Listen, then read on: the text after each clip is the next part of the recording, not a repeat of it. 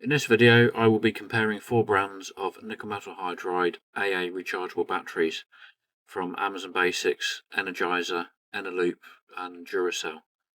This test aims to test their capacity, self-discharge rates and their long-term reliability.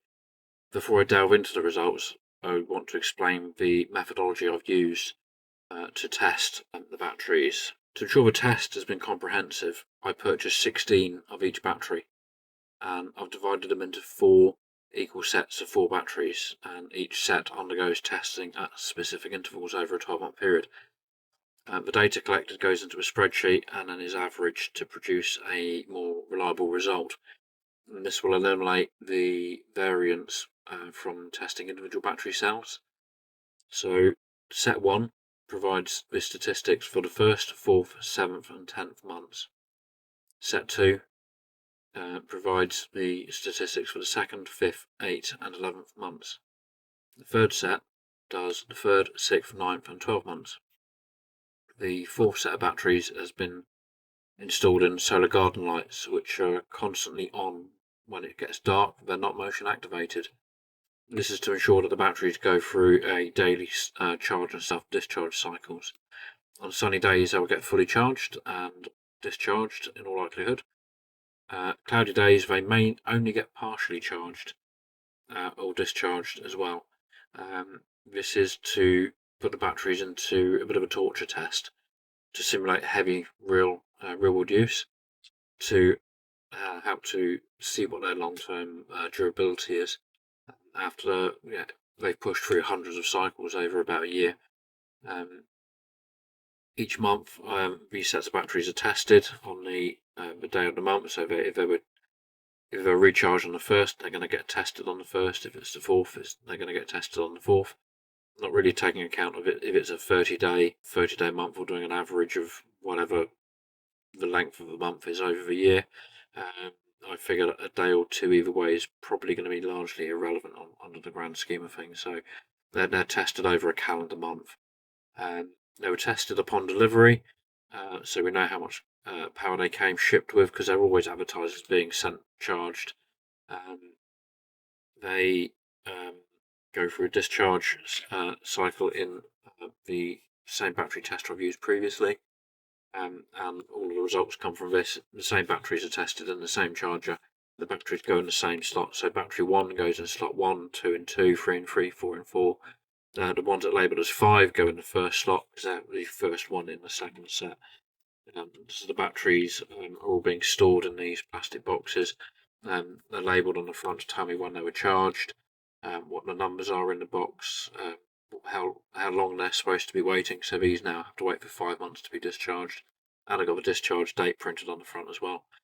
And they're all in my Outlook calendar as well, so I get a reminder in the morning to tell me which set should be tested. The batteries are also individually labelled as well, with sticky labels on the back, so I can, if they do get separated for any reason, then it's easy to identify where they go. Let's get on and have a look in the spreadsheet, because there's been some interesting results, particularly with Panasonic Eneloops. Let me switch over to the screen share. Okay, so this is a spreadsheet that I've been using to keep track of all of the tests. When the batteries arrived, all 16 batteries were tested for their initial capacity, and they're listed in this column here, column G. So that is all of the arrival values for the Panasonic Eneloops. This cell here gives you the minimum value and the maximum value of the cells to tell you what the lowest charge and highest charge was. This one tells you the variance. So the smaller the variance, probably the better manufactured the batteries are, maybe because they're all within a finer tolerance. If there were 500 out, then that would make me believe that the batteries aren't manufactured to any particularly strong standard. So the lower the variance, the better. And then we got the average. All of the calculations for the capacity are done based on these average numbers. So that's the same for the Panasonic Eneloops here. the Amazon Basics, the Duracells, and the Energizers. So here we can see what I was saying before about the testing cycle. So this is battery set number 1. So this is tested after 1 month, 4 months. It'll be tested after 7 months and 10 months, and then that's the full test that set will undergo. Set 2 is 2, 5, 8, and 11. So that's what these crosses mean, is the next time those are supposed to be tested. So there's 12 rows for each. The torture test figures are going to go in a separate sheet, which I'll worry about. That's a problem for future me, so I'll do that later. So here we can see the variance on the Panasonic Eneloops here is 101, and then after that the variance on these just goes mad. So we're going to discuss the Panasonic Eneloops in a bit more detail after. Also on the spreadsheet, if there are any markings on the pack to tell us when they were made, those have been included here. When I purchased the Eneloops, I got a packet of 4, which has got one date, and then the other packets were another date. I did think about sending them back or getting another pack to try and get the same date, so they're all in the same batch, but I wanted the test to be realistic. That's what I ordered, that's what arrived, that's what I've run with. I don't know, probably not particularly scientific, but it's real, it's what happened, so I've run with those as they are. Where there is an advertised cycle life, I've included that here. What the capacity is here, so we can tell that the Eneloops have got a 500 cycle life apparently, and a 2,500 milliamp hours. The Amazon Basics don't have anything on them to tell us when they were made.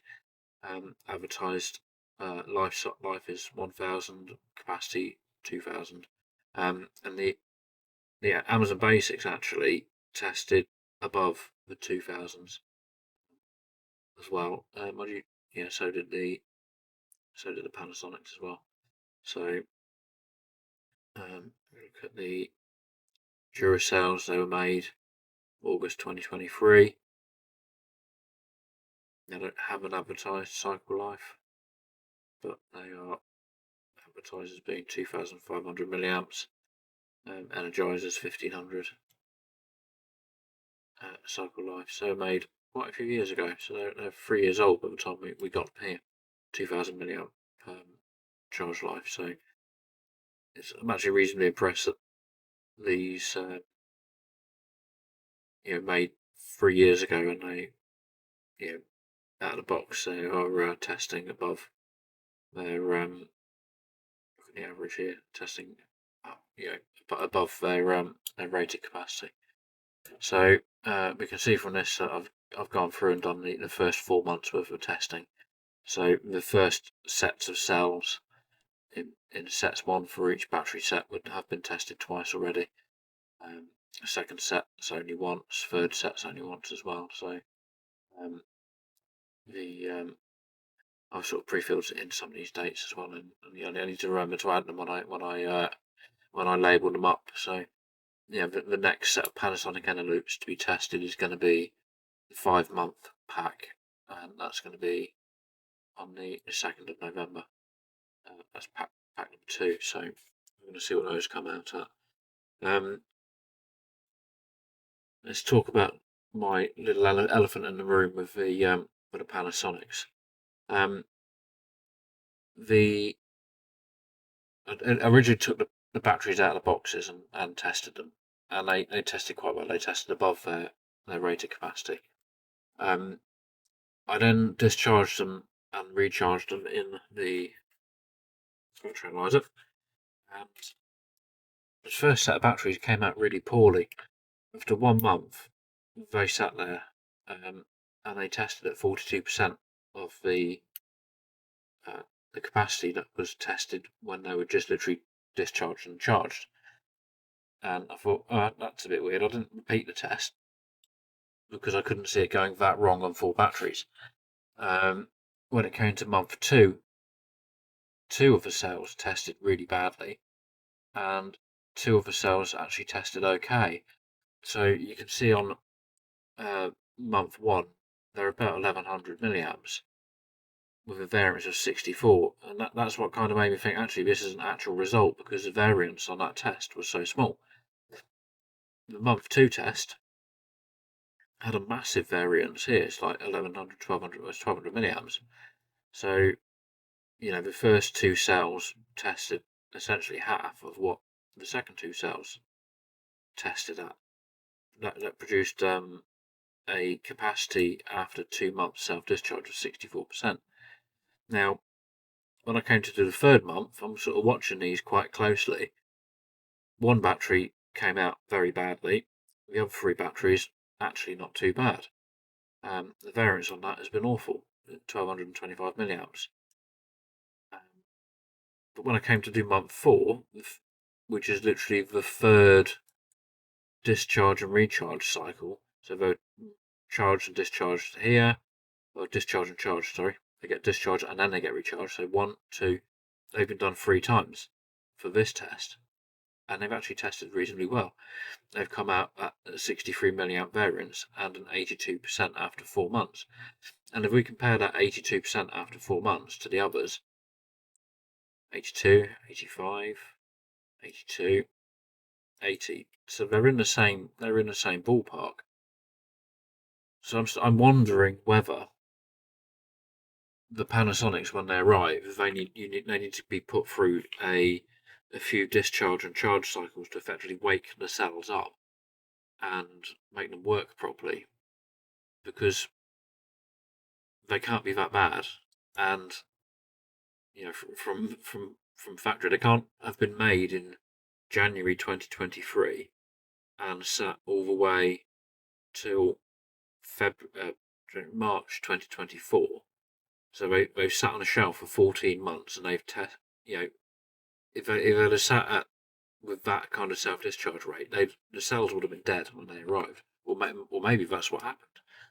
Maybe they've sat on a shelf for that year, and they self-discharged so badly that they needed to be ran for a few charge cycles for them to have woken up. I don't know. So, and after they've been cycled 3 times, now they're actually okay again.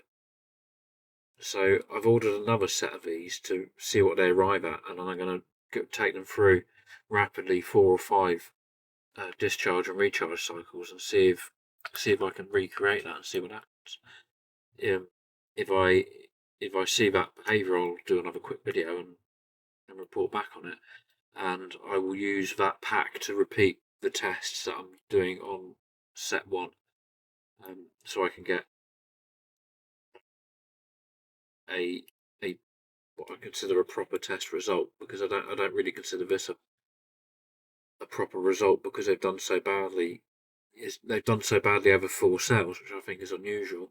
I've reported on it here because it's genuine, but I just want to repeat it and just see if they just need to be used a few times before they then function properly.